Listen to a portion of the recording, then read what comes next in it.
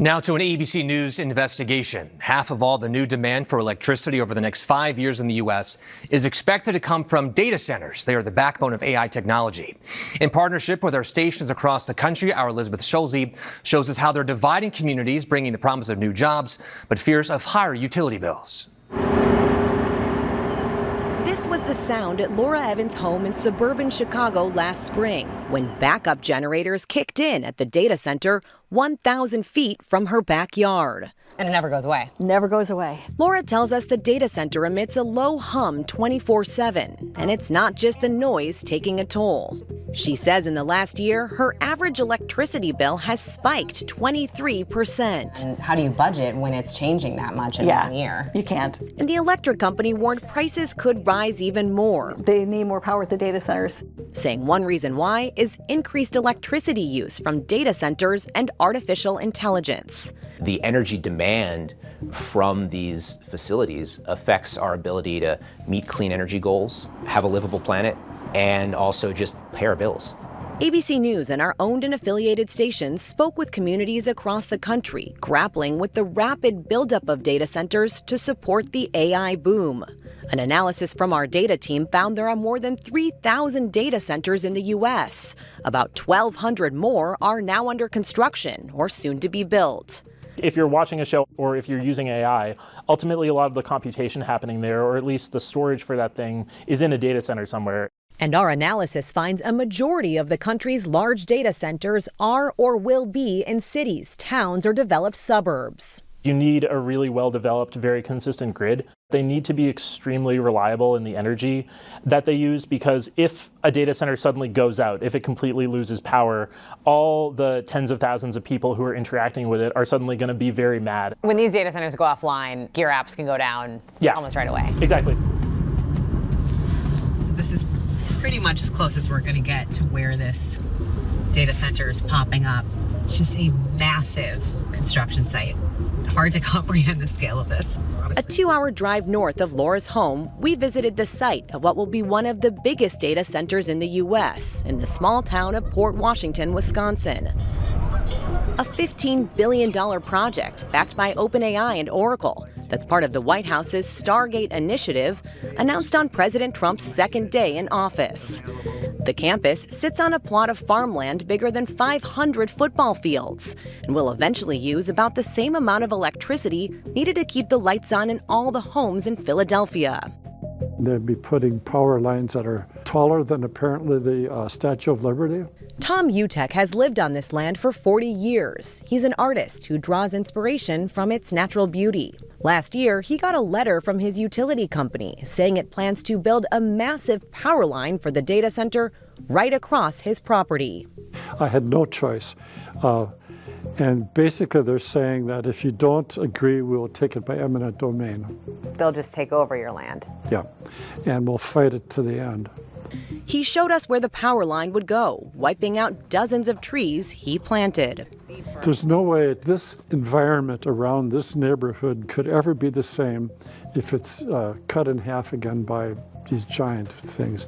We expect attendees will act in a civil manner at all times. At a town hall this month, we saw how the data center is dividing the community.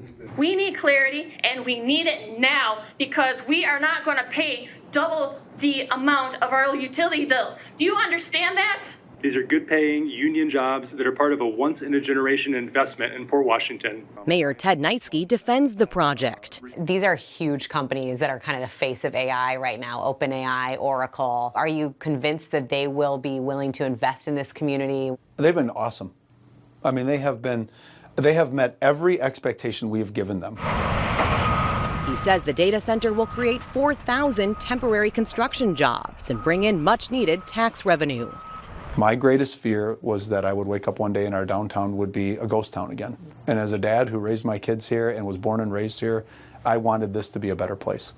But some residents still aren't buying it. This is an abuse of power. The mayor even facing an attempt to recall him from office that ultimately failed. This video shows one opponent who chanted recall at a city meeting last December. She's handcuffed and physically removed from the meeting by police. It was incredibly shocking. I never imagined anything like that ever happening? There was a pretty heated moment a couple months ago at one of the council meetings. What are you doing? How do you react to the backlash from the video? How do I react to it? I can play you the voicemails of the threats I receive from all over the country to my family's safety. I can play you the voicemails of the threats to our police department from all over the country. In statements to ABC News, the tech companies behind the Wisconsin project pointed to economic benefits for the region. OpenAI said, in Wisconsin and across all our U.S. Stargate sites, we are committed to paying our own way on energy so that our operations do not increase local electricity prices. Oracle added it will invest in wind, solar, and batteries, which means more reliable, affordable energy will be available to local families and businesses. And Tom Utek's utility company tells us the route it has chosen for the power line offers a lower cost to ratepayers and maximizes the use of existing corridors. Why should people who don't live in this area, might not ever come to this part of Wisconsin, care about what's happening?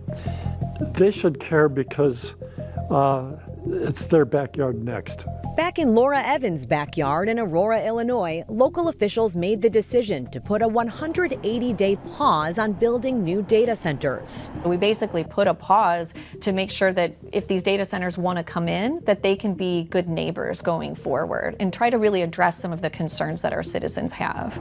The city's pause on new data centers, which ends next month, was a way to buy time for local officials like Allison Lindbergh to put new regulations in place.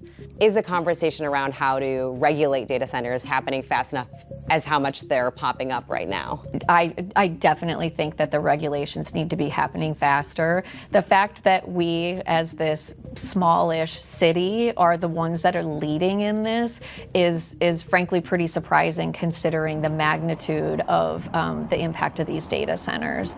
In a statement to ABC News, the data center just behind Laura's home apologized to neighbors and said it is committed to supporting policies that accelerate new power supply and grid technologies to improve reliability and moderate costs over time. And it installed temporary noise barriers while permanent engineered solutions were being designed and fabricated. Some proponents of this technology say this is the future. What do you say to that? Build it somewhere else and just make sure it's done right, because this isn't right.